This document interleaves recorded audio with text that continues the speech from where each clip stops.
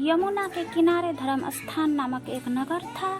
उस नगर में गणाधिप नामक का राजा राज करता था। उसी में केशव नाम का एक ब्राह्मण भी रहता था। ब्राह्मण यमुना के तट पर जब तप किया करता था।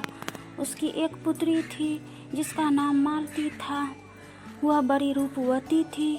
जब वह ब्याह के योग्य हुई तो उसके माता पिता और भाई को चिंता हुई। संयोग से एक दिन जब ब्राह्मण अपने किसी यमराज यजमान की बारात में गया था और भाई पढ़ने गया था, तभी उनके घर में एक ब्राह्मण का लड़का आया। लड़की की माँ ने उसके रूप और गुणों को देखकर उससे कहा कि मैं तुमसे अपनी लाडली का ब्याह करूंगी।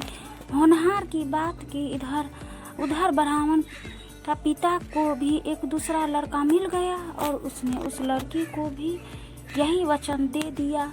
उधर ब्राह्मण का लड़का जहाँ पढ़ने गया था वहाँ वह एक लड़के से भी वही वादा कर आया।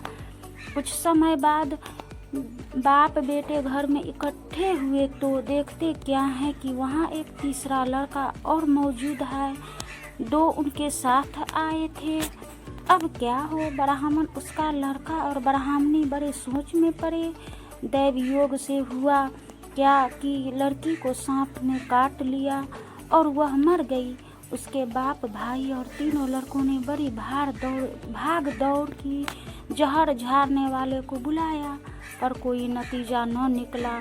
सब अपनी अपनी करके चला गया। दुखी होकर वे उस लड़की को शमशान में ले गए और क्रियाक्रम कर आए। तीनों लड़कों में से एक ने तो उसकी हड्डियां चुन ली और फकीर बनकर जंगल में चला गया। दूसरे ने राख की गठरी बांधी और वहीं झोपड़ी डालकर रहने लगा। तीसरा योगी होकर देश घूमने लगा। एक दिन की बात है, वह तीसरा लड़का घूमते घामते किसी नगर में पहुंचा और एक ब्राह्मणी के घर भोजन करने बैठा।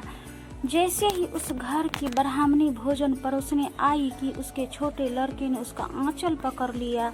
ब्राह्मणी से अपना आंचल छूटता नहीं था। ब्राह्मणी को बड़ा गुस्सा आया।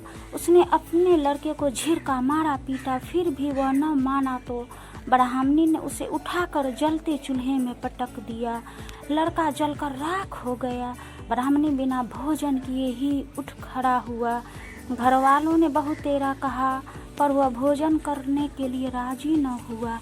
उसने कहा, जिस घर में ऐसी राक्षसी हो उसमें मैं भोजन नहीं कर सकता। इतना सुनकर वह आदमी भीतर गया और संजीवनी विद्या की पोथी लाकर एक मंत्र पढ़ा। जलकर राख हो चुका लड़का फिर से जीवित हो गया।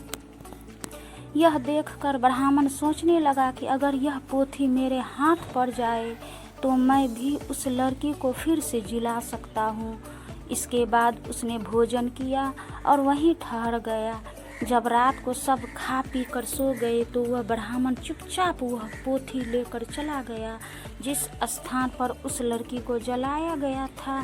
वहाँ जाकर उसने देखा कि दूसरे लड़के वहाँ बैठे बात कर रहे हैं। इस ब्राह्मण के यह कहने पर किसी की उस संजीवनी विद्या की पोथी मिल गई है और वह मंत्र पढ़कर लड़की को जिला सकता है। उन दोनों ने हड्डी और राख निकाली। ब्राह्मण ने जैसे ही मंत्र पढ़ा वह लड़की जी उठी।